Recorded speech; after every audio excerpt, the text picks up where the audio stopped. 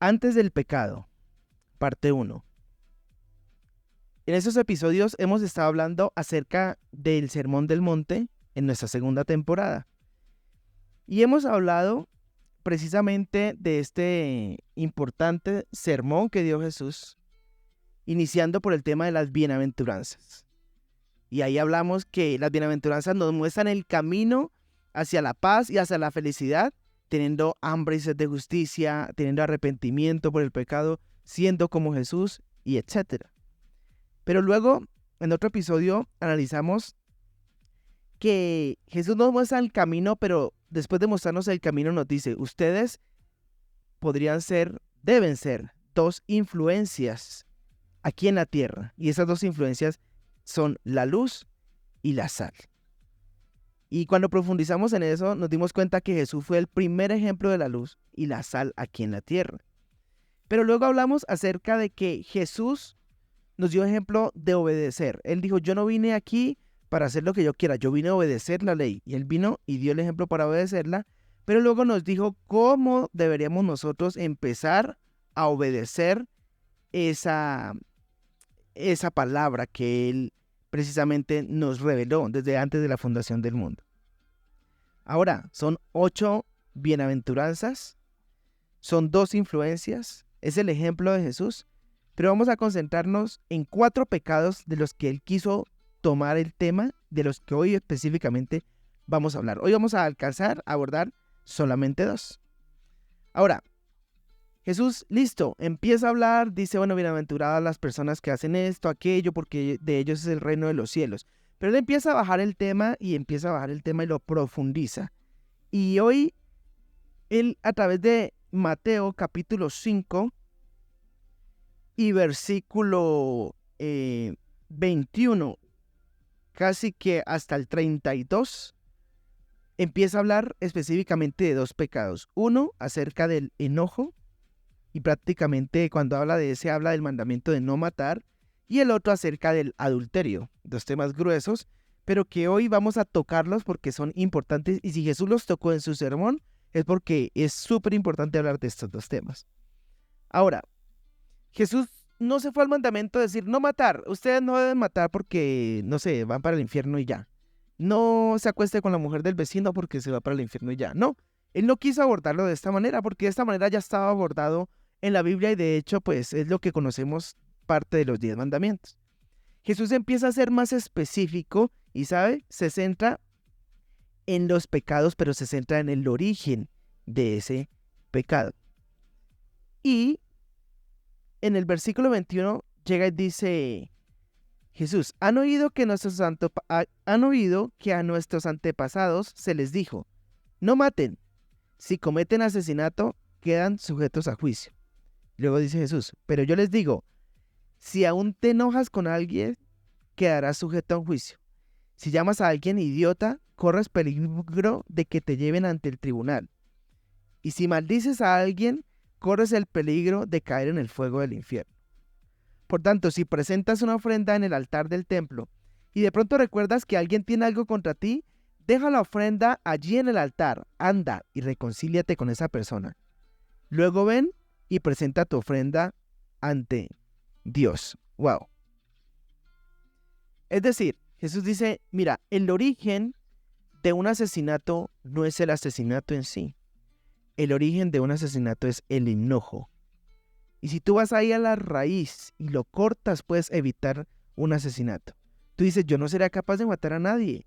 Pero si tú no controlas tu ira, no controlas las palabras que dices, podrías llegar porque cada vez se viene como una bola, ¿no? Como una bola de nieve hasta que cometes lo que impensablemente jamás querías cometer. Y fíjate que para Jesús es más importante que tú estés bien con todas las personas que inclusive lleves la ofrenda. Ahí lo dijo. Mira, si tú vas y vas a traer una ofrenda a Dios y dices, Señor, te trae esta ofrenda, este dinero, pero te acuerdas que alguien cometió algo contra ti, me interesa que vayas y te reconcilies con esa persona. Me interesa que tengas tu corazón sano más que el dinero que puedas tener. Por eso te digo, a Jesús le interesa tu corazón. La Biblia dice que de la abundancia del corazón habla la boca. Entonces yo te hago esa pregunta y la hago para todos, para mí también. ¿Qué sale de nuestra boca? Si Jesús dice que lo que hay en nuestra boca en nuestro corazón refleja nuestra boca, entonces, ¿cómo estamos hablando? Y aquí es donde viene la gente que dice, bueno, pero los cristianos no dicen groserías, ay, tan santurrones. No se trata de eso.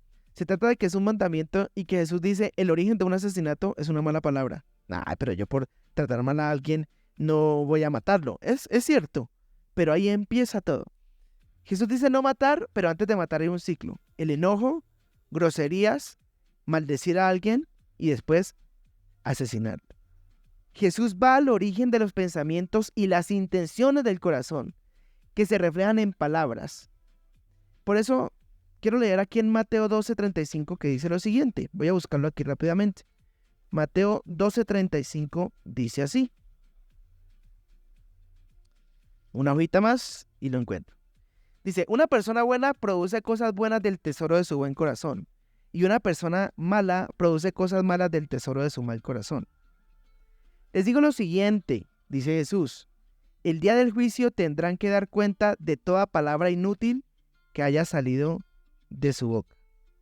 Las palabras que digan te absolverán o te condenarán.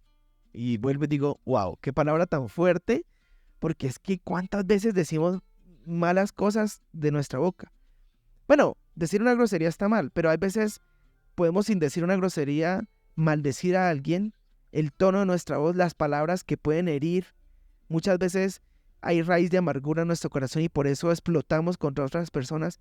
O a veces en tu familia, contra tus hijos, contra tus padres, contra tu esposa, has dicho cosas, palabras hirientes y esas palabras reflejan dentro del corazón de la otra persona dolor, quizás resentimiento, posiblemente una raíz de amargura, e inclusive puede llegar a la depresión, deseos de suicidio, etcétera, etcétera.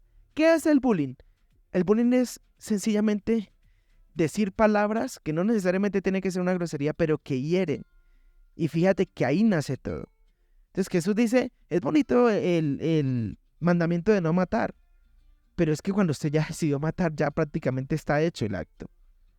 Él quiere guardar nuestros pensamientos.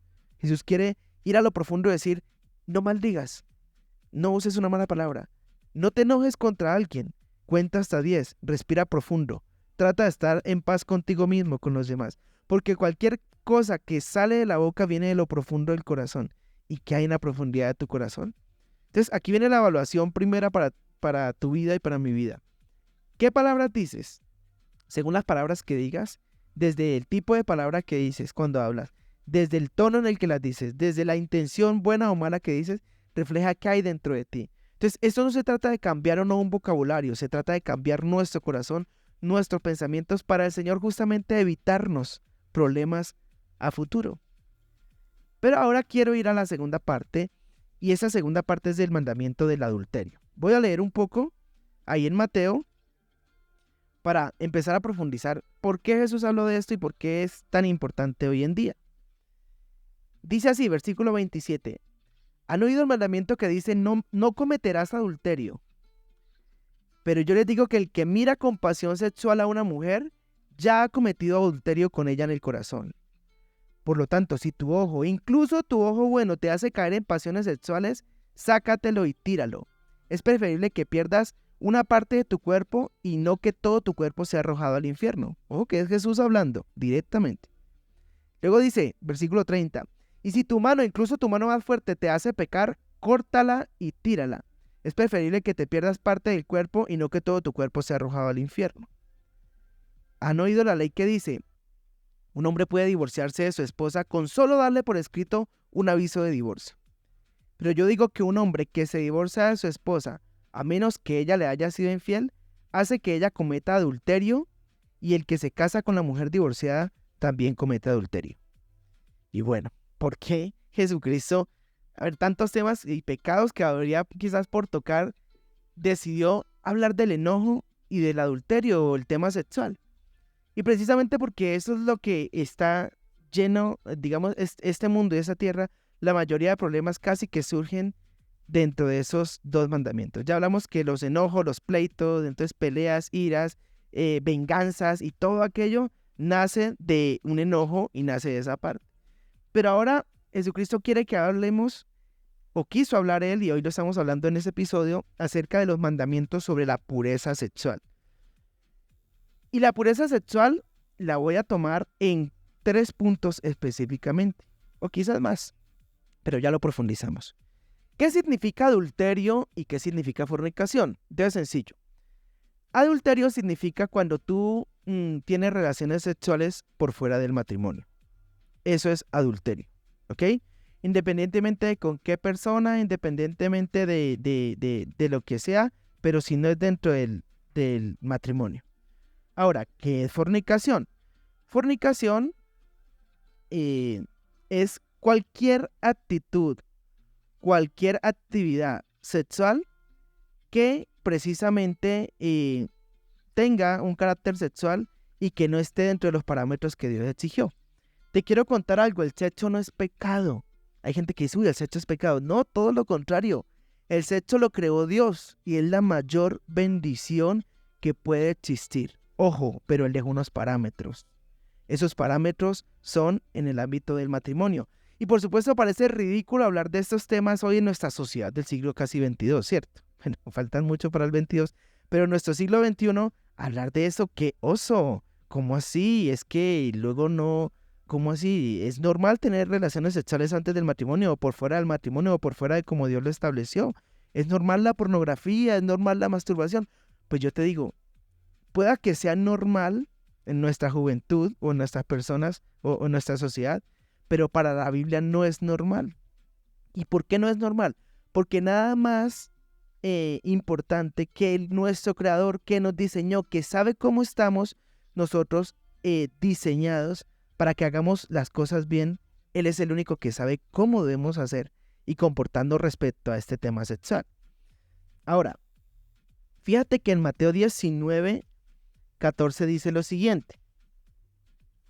Voy a leerlo rápidamente.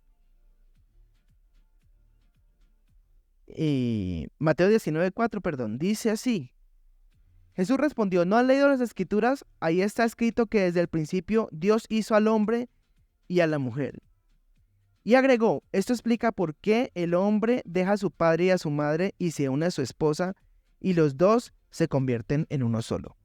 Jesucristo creó el matrimonio, creó la especificación, creó cómo debe ser este matrimonio y cómo las relaciones sexuales deben estar contenidas dentro de este ámbito. Ahora, ¿qué significa eso? Pues que cualquier otra cosa que pase por fuera de eso, sí, es pecado. Así de sencillo. ¿Y sabes algo? Dios quiere que seamos puros en nuestra parte sexual, porque nuestro cuerpo precisamente es eso, el templo del Espíritu Santo. Y Él quiere que haya santidad dentro de nosotros. Es un tema muy polémico hoy en día, pero la realidad es que la mayoría de matrimonios que tú ves que hoy en día empiezan en menos de 6 meses, 1 año, terminan. ¿Por qué? Exceso de expectativas. ¿Por qué? Porque no me fue bien en la cama, como dicen algunos, ¿verdad? ¿Por qué? Porque en mis experiencias sexuales pasadas me fue mejor y etcétera, etcétera. Hay muchas situaciones, pero la gran mayoría de ellas tienen que ver con problemas sexuales. Tiene que ver con la promiscuidad, tiene que ver con las experiencias sexuales previas al matrimonio que no cuidan ni guardan el corazón de lo que el sexo, en realidad, como Dios lo estableció, debe disfrutarse. Ahora, quiero decirte algo. ¿Que la Biblia habla de pornografía? No, la Biblia no habla porque cuando eso no existía, eso es mentira. La Biblia sí habla de pornografía. Y lo acabamos de ver. ¿Se acuerdan que ahora hicimos un ciclo del enojo? ¿Quiere que les diga algo? Que va a sonar loco. Pero el ciclo del adulterio empieza con la pornografía. El ciclo de las violaciones empiezan con la pornografía. El ciclo de los desórdenes sexuales de una persona que dice, uy, pero esta persona está enferma, o sea, yo veo porno, pero hasta allá tampoco. El ciclo empezó siempre con los sentidos y en especial con la pornografía. Cualquier desorden sexual, en todos los tipos de desórdenes sexuales que la Biblia prohíbe o que no hacen parte dentro del ámbito del matrimonio como Dios lo estableció, arrancaron en la pornografía. Dice, uy, pero eso es un programa, ¿por qué están hablando de esto? Hay que hablar de esto porque Jesús habló de esto. Mira lo que dice Mateo 5 y lo acabamos de leer. Dice, ustedes dijeron, no cometan adulterio, pero yo les digo que el que mira con pasión sexual a una mujer, ya ha cometido adulterio con ella en el corazón. Y luego dice Jesús, por tanto, si tu ojo te hace caer en pasiones sexuales, sácatelo y tíratelo. Es preferible que pierdas una parte de tu cuerpo y no que todo tu cuerpo sea arrojado en el infierno. Wow, ahí está hablando directamente de la pornografía. Está hablando directamente de eso. Y esto no aplica para mujeres y hombres viendo mujeres, sino también mujeres y de todo tipo, vaya y venga. Pero ¿por qué hablo de esto? Porque hoy en día se ha normalizado mucho. De hecho, en las estadísticas se han visto que Colombia es un consumidor profundo de pornografía a nivel internacional y especialmente de parte femenina. Colombia está en Latinoamérica precisamente en el porcentaje más alto de consumo de pornografía por parte de las mujeres. Ahora, ¿queremos una sociedad diferente, una sociedad como la que Dios quiere? Es posible, hay gente que no la quiere así. Pero quiero decirte, Dios demanda de nosotros pureza sexual. ¿Cómo salir de la pornografía? Eso lo dejaremos para otro episodio. Pero te aseguro, nosotros hemos sido con mi esposa pastores de jóvenes por mucho tiempo. Y el mayor problema de depresión, de dificultades, de relaciones, de tantos problemas que tiene la juventud hoy, de drogas y todo eso, está involucrada la pornografía. Justo. Siempre se empezó por algo sencillo que parecía súper lindo, una película, luego pasó a pornografía, luego pasó a cosas difíciles hasta llegar a cosas más tremendas como inclusive la violación. Y tampoco como va a haber un salto de la pornografía a la violación. Sí, realmente ahí se empezó todo y allá terminará todo, si no se tiene un control. Ahora, hay otro tema y claro que lo voy a tocar y directamente la masturbación. ¿Qué es la masturbación? Masturbación es una pasión sexual que se autopercibe, ¿verdad? Y se autoestimula. ¿Jesús habló de la masturbación? Pues sí, lo acabamos de leer. Dice que aun si tu mano, dice, hablando de pasiones sexuales, dice que si tu mano en el versículo 30 te hace pecar, es preferible que te la cortes y que pierdas parte de tu cuerpo y no que todo tu cuerpo sea arrojado al infierno. Y sí, parece difícil hablar de este tema, pero Jesús habló del tema. Y si Jesús habló del tema es porque Él quiere que seamos puros también en esta parte sexual. He tenido que tener también muchas consejerías de chicos que están sumidos en la depresión con esta situación, pornografía, masturbación, chicos, chicas, que de hecho después algunos llevan a modelos webcam, a otros los lleva a la prostitución, otros los lleva sencillamente a un desorden de no saciarse ni siquiera con su pareja, esto lleva a divorcios, bueno, tantas situaciones que pueden ocurrir, pero siempre, fíjate por qué empezamos hablando del adulterio y Jesús quiso irse más atrás, mucho más atrás. El mandamiento dice, no te acuestes con alguien que no sea tu esposa, pero Jesús dijo, pero yo les digo, primero es esto, primero la pornografía, primero aquello, primero lo otro, la fornicación, ¿cómo está tu pureza sexual? Si eso no está bien, no creas que casándote se va a solucionar. O sea, si tú tienes un problema de pornografía y dices, yo me caso y tengo relaciones con mi esposa y ahí entonces estoy satisfecho, esto nunca va a pasar. Porque la idea del pecado es la siguiente, es lo prohibido.